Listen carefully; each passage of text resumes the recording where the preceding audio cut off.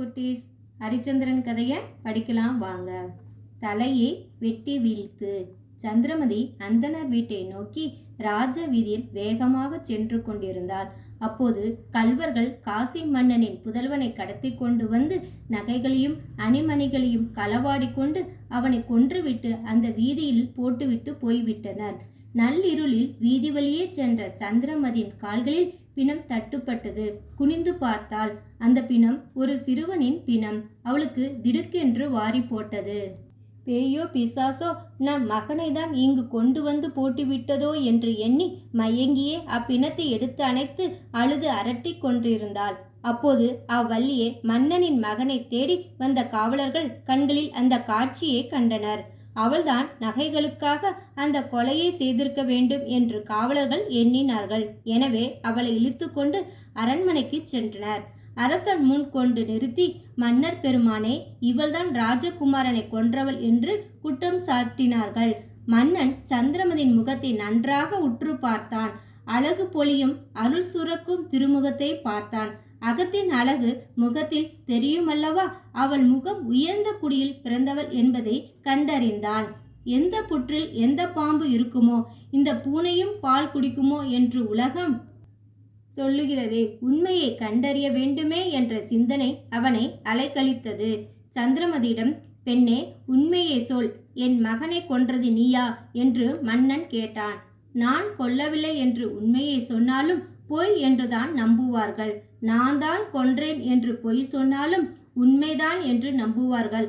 ஆக எப்படி இருந்தாலும் தண்டனை உறுதி என்பதை உணர்ந்து கொண்ட சந்திரமதி, மன்னவா, நான் கொலைக்காரிதான். பிள்ளைகளை கொன்று தின்னும் ஒரு அரக்கிதான். உன் மகனை கொன்றவள் நான் தான். எனவே விரைவாக என்னை கொன்று விடுங்கள் என்று கூக்குரலிட்டு கூறினாள். காசி மன்னனால் அவளை கொலைக்காரி என்று நம்ப முடியவில்லை. ஆனால் காவலர்கள் நம்பினார்கள்.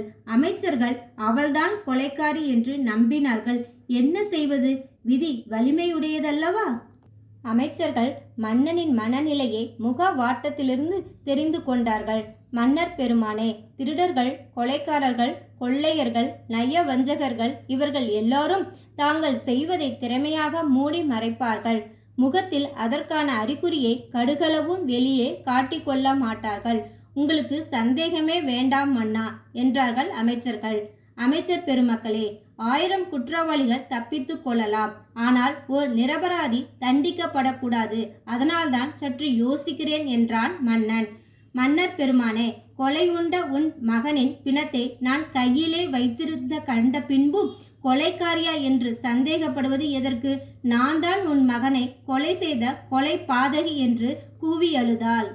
அங்கிருந்த அமைச்சர் உள்ளிட்டோர், இனியும் உங்களுக்கு எல்லளவும் சந்தேகம் வேண்டாம். குற்றத்தை குற்றவாளியை ஒப்புக்கொண்ட பிறகு இனி தயக்கம் ஏன், தாமதம் ஏன்? இவளை உயிரோடு இனி விட்டுவிட்டால் குழந்தை கொலை நாள்தோறும் நடந்து கொண்டே இருக்கும் என்றார்கள். கரைப்பார் கரைத்தால் கல்லும் கரையும் என்பார்களே, அதை போல அமைச்சர்கள் கொலைக்காரியதான் என்று அடித்து கூறியதால் காசி மன்னனும் மிகுந்த குழப்பத்துடனேயே கொலைக்காரியை என்ற முடிவுக்கு வந்தான். உடனே அங்கே வீரவாகு அழைக்க பெற்றான். இதோ இந்த கொலைக்காரியை இழுத்து கொண்டு போய் தலையை வெட்டி வீழ்த்து என்ற கட்டளை பிறப்பிக்கப்பட்டது. விதியோ சதியோ இந்த கதிக்கு ஆளானாள்.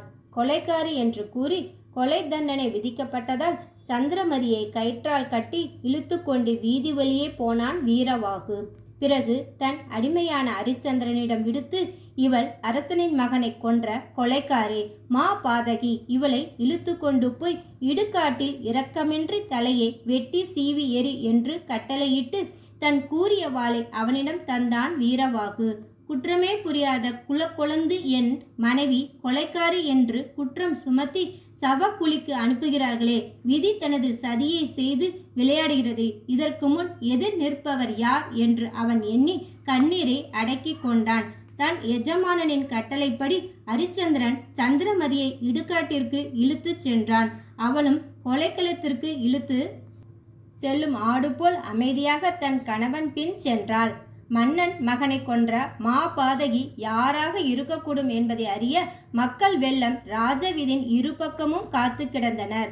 அன்று பூத்த பூமுகம் போல் இவள் முகம் உள்ளதே, இவளா மன்னன் மகளை கொலை செய்திருப்பாள் என்று வாய்விட்டு பேசினார்கள் சிலர். இவள் செய்திருக்க மாட்டாள். விதிதான் தன் சதி விளையாட்டை இவளிடத்தில் ஆடியிருக்கிறது என்று சிலர் பேசிக்கொண்டனர்.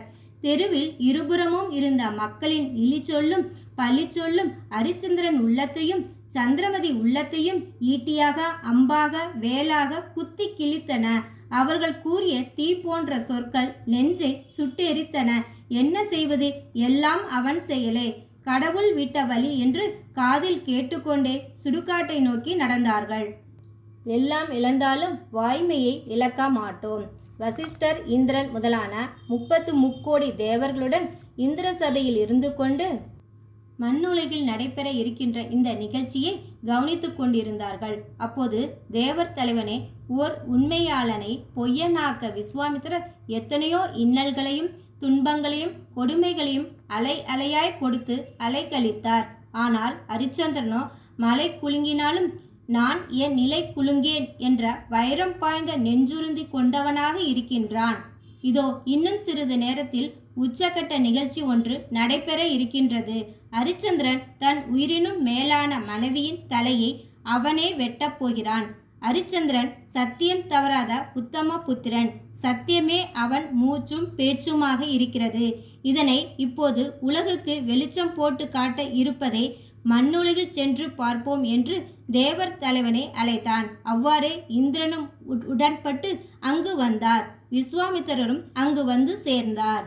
விஸ்வாமித்திரரை கண்டதும் அரிச்சந்திரன் வணங்கினான். அப்போது, அரிச்சந்திரா, நீ பட்ட துன்பங்கள் போதும், இனி உனக்கு துன்பம் வேண்டாம். ஒரே ஒரு வார்த்தை நீ சொல்லிவிட்டால் நீ இழந்து போன நாடு, நகரம், மாட மாளிகை, மனைவி, மகன் எல்லாம் உன்னை ஒரு நொடியில் வந்தடையும்.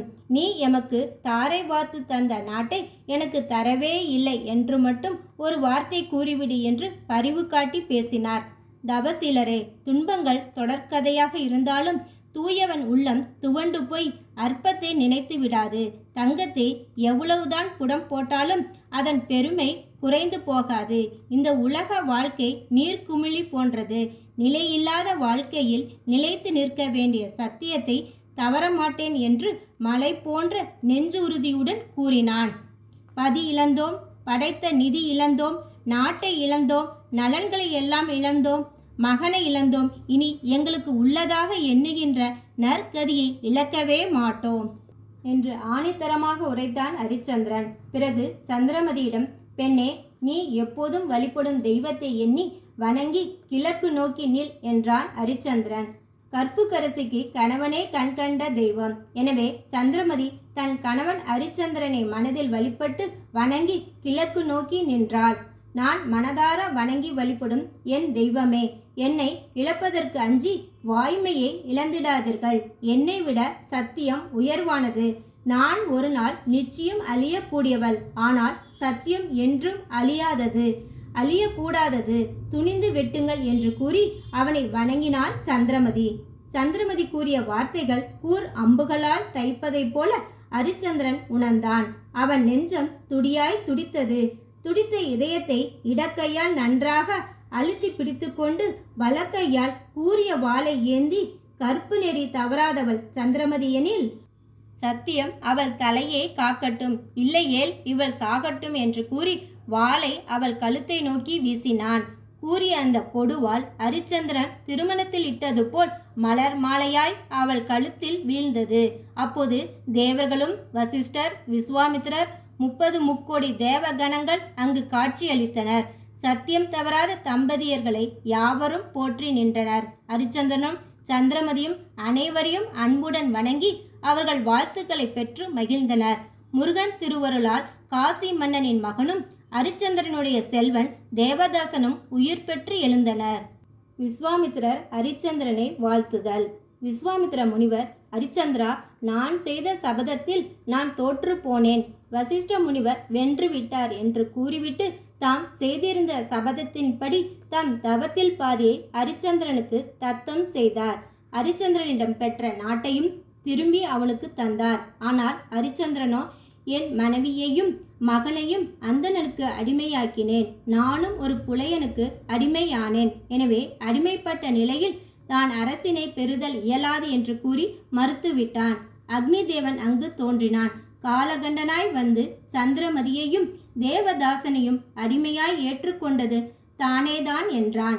அரிச்சந்திரன் எழுதி கொடுத்த அடிமை சீட்டை சிவபெருமான் திருமுன் வைத்து விஸ்வாமித்திரர் செய்த சூழ்ச்சியினை விளக்கினான் அக்னி தேவன். அப்போது யமனும் அங்கு தோன்றி வீரவாகுவாக இருந்து அரிச்சந்திரனை அடிமை கொண்ட புலையன் யானே. அரிச்சந்திரன் காத்து வந்த சுடுகாடு ஒரு பாடசாலையே என்றான். சிவபெருமான் அரிச்சந்திரனை வாழ்த்தி, நீ உன் மனைவியோடும் மகனோடும் கோசல நாட்டுக்கு செல்க. முன்போலவே அரசாட்சியை ஏற்று நாட்டு மக்களுக்கு நன்மைகள் பலவும் செய்து இறுதியில் நம் திருவடிகளை வந்தடைக என்று அருள் புரிந்து மறைந்தார். இந்திரன் முதலான தேவர்களும் காசி மன்னன் போன்ற முடிமன்னர்களும் முனிவர்களும் அருகிலிருந்து வாழ்த்த அரிச்சந்திரன் மீண்டும் முடியேற்று கொண்டான். மக்களும் தேவர்களும் மகிழ்ச்சி கொண்டனர். விஸ்வாமித்திரர் அரிச்சந்திரனை மனப்பூர்வமாக வாழ்த்திவிட்டு வானத்தை நோக்கி புறப்பட்டார்.